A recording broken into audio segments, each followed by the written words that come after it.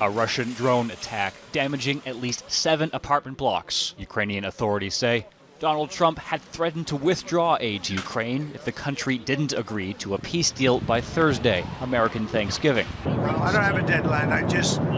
You know what the deadline for me is? When it's over. The U.S. president now apparently abandoning that timeline after Ukrainian President Vladimir Zelensky said Tuesday he wants to move ahead with the proposed framework. We are in favor of any peace plan that will bring a just and lasting peace for Ukraine, but also ensures the security for Europe tomorrow. The European Union, after opposing the first U.S. plan, which called for huge concessions from Ukraine, now pushing for a deal requiring Russian compromises. Trump says he's sending Army Secretary Dan Driscoll back to Kyiv and his envoy, Steve Witkoff, back to Moscow to finalize a deal. A leaked phone call between Witkoff and a Russian official apparently shows the American coaching his counterpart on how to speak to Trump. Steve Witkoff has shown for the last 9 months that he heeds the Russian position very easily, that he's quite credulous, that he's been repeating Russian talking points. There are no details yet on the latest proposal.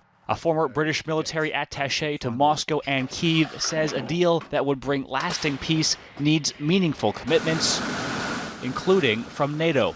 And these have to be firm legal security guarantees from the United States to Ukraine and from certain other key partners, not just a sort of presidential whim, wave of a pen. John Foreman says next week's talks could be the beginning of the end, but there is likely a long way to go before reaching a final treaty.